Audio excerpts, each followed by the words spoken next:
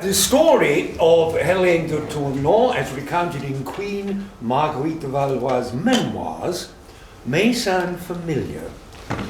It is a tragic story of a sensitive young girl at court who dies from love and grief. It concerns a young lord who falls in love with this young woman while they are living in the same household. But their love is thwarted by family objections. The young woman has a domineering parent. Her lover turns cruel and rejects her. At first she tries to suppress her distress, especially in company, but then something causes her to break down completely. She dies within days, mourned by a queen ignorant of this tragedy. Sorry. Should be a full stop there. Yes. Mourned by a queen. Ignorant of this tragedy. You can't get the writers. Ignorant of this tragedy, her lover returns. He encounters her funeral procession. The coffin is strewn with flowers. Curious, he wonders whose funeral is this? The terrible revelation, it is his beloved. Too late, he realizes the true extent of his love and his guilt. A casual reference in Love's Labour's Lost, so slight and unexplained that it appears completely gratuitous, actually alludes to a real drama which took place within the court of Marguerite of Navarre in 1577.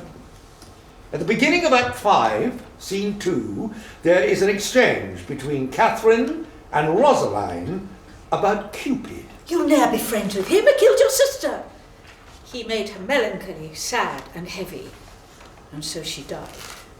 We know that the Queen was deeply touched by this true story of a sensitive young girl, the daughter of one of her maids of honour who actually died for love. She wrote a dramatic and detailed account of it in her memoirs, and what appears as a glancing reference in Love's Labour's Lost, we then discover informs vivid details of character and situation in both Hamlet and All's Well That Ends Well. Now, how did Shakespeare come to know all the fine details of this story? It is an inconvenient fact that Marguerite's memoirs were not published until 1628. In letter 15, Marguerite tells the story how the Marquis de Varambon and Helene de Tournon fall in love. The young lady, being universally admired for her modesty and graceful accomplishments, for which she certainly deserved admiration, attracted the notice of the Marquis de Varambon. But this love is abruptly thwarted by family objections on the grounds of destiny. Varambon's brother forbids the match. He is destined not for marriage, but for the priesthood. The Marquis was intended for the church, but being violently enamoured of Mademoiselle de Tournon, whom, as he lived in the same house, he had frequent opportunities of seeing, he now begged his brother's permission to marry her, not having yet taken orders. The young lady's family readily gave their consent, but his brother refused him. The situation is similar in Hamlet. Hamlet and Ophelia, living in the same household, have fallen in love. But Ophelia's father objects. Young Hamlet is a prince, out of thy star. So the match is forbidden. Helene is scolded by her domineering mother. The mother, a woman of violent spirit, not considering that her daughter was grown up and merited a mild treatment, was continually scolding the poor young lady so that she was forever with tears in her eyes. Ophelia also suffers from a domineering parent who treats her like a child. Polonius scorns her. Marry, I will teach you. Think yourself a baby, that you have ta'en these tenders for true pay which are not stirring. This renunciation of love leads to an aggressive change in the lover. The Marquis cuts Helene dead in the company of the court, as though they had never even met. Hamlet mocks with Ophelia's affections. My lord, I have remembrances of yours that I have longed to redeliver. I pray you now receive them. No, not I. I never gave you aught. My honoured lord, you know right well I did. I did love you once. Indeed, my lord, you made me believe so. You should not have believed me. I loved you not. I was the more deceived. Get thee to a nunnery. Both Helene and Ophelia are profoundly distressed by these jiltings, but both in company make the effort to retain their composure and to disguise their grief.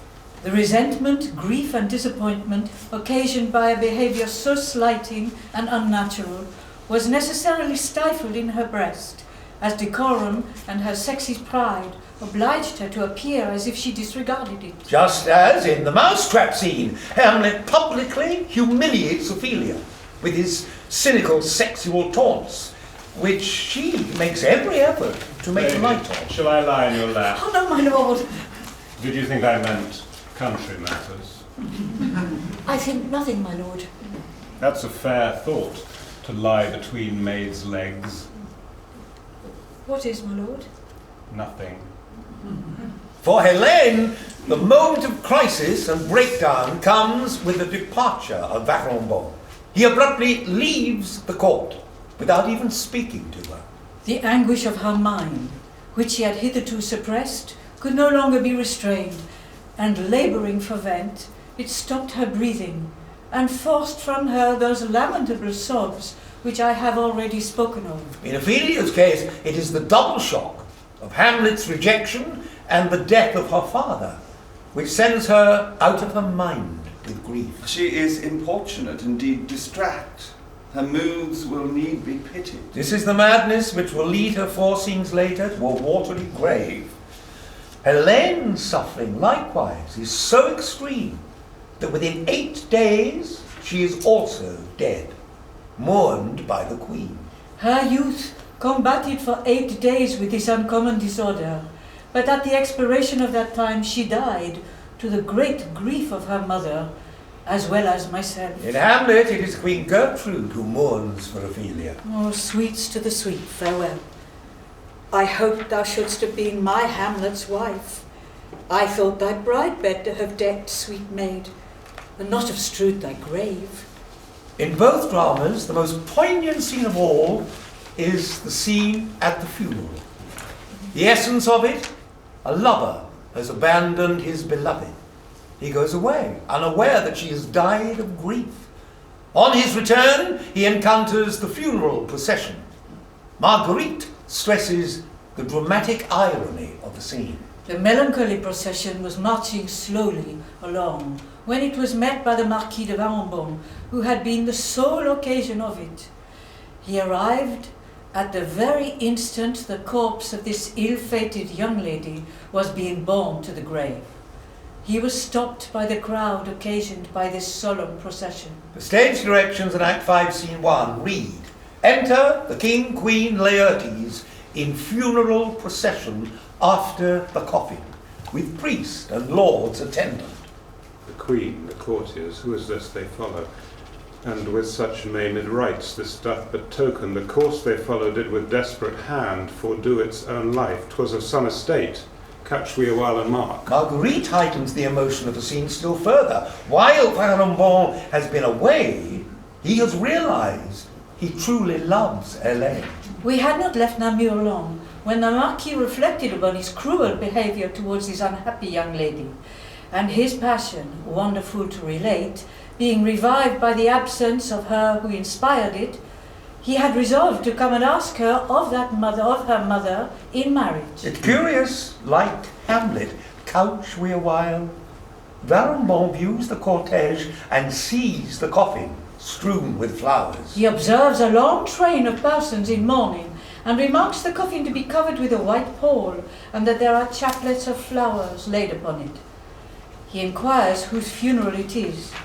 The answer he receives is that it is the funeral of a young lady. Unfortunately for him, this reply fails to satisfy his curiosity. He makes up to one who led the procession and eagerly asks the name of the young lady they are proceeding to bury.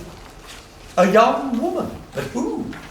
Now comes the devastating discovery. When, oh, fatal answer, Love, willing to avenge the victim of his ingratitude and neglect, suggests a reply which nearly deprives him of life. Overcome with the shock, realizing the full extent of both his love and his guilt, Varennes falls from his horse in a dead faint. He no sooner hears the name of Mademoiselle de Tournon pronounced than he falls from his horse in a swoon.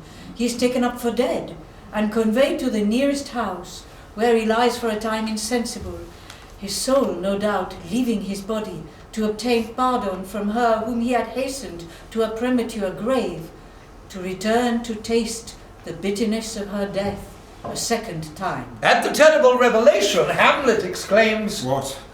The fair Ophelia? and Laertes presses home the extent of his guilt. Oh, treble woe, fall 10 times treble on that cursed head whose wicked deed thy most ingenious sense deprived thee of. And while Varennes falls into a dead faint, Hamlet leaps directly into the grave. I loved Ophelia. 40,000 brothers could not, with all their quantity of love, make up my sum. This is a declaration of love which comes too late.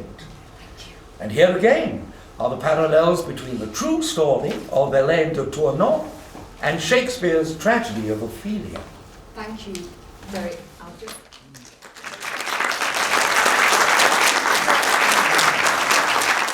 So, just some concluding remarks on that. There are, of course, plenty of divergences as well as striking correspondences between the stories of Hélène and Ophelia. Shakespeare has played selectively with the details and performed variations on them to suit his own dramatic ends. But given the extent of the parallels between the two dramas, parallels of plot, character and situation, it would be difficult to disagree with Professor Lefranc's conclusion that no other source can compete with these details. However, to date, few, if any, orthodox scholars or editors of Hamlet appear to be aware, or at least to have acknowledged, Lefranc's findings. And we're talking about Lefranc writing about this in 1918. The one exception I have found to date is in a recent book by Richard Hillman, Professor of English at the University of Western Ontario, entitled French Reflections in the Shakespearean Tragic, 3 Case Studies. This was published 2 years ago. And he can only suggest that around the time 1594 to 95, quote, Shakespeare knew of the memoirs of Marguerite de Valois when still in manuscript. He says no more to explain that. But as a coda to this story, it's worth mentioning a vivid legend associated with Henry of Navarre, which is commemorated in this fountain, known as the Fontaine de Fleurette. It is this story which supplies the most striking omission or divergence between the fates of Hélène and Ophelia. Here we have the motive of a young girl who ends in a watery grave. This is Fleurette, a gardener's daughter, with whom Henry fell in love when he was very, very young. The future of this romance was doomed, given their differences in status. Fleurette is said to have waited in vain all night through at this rendezvous for her lover. Come the morning, in despair, she flung herself into the waters of the river bays and drowned.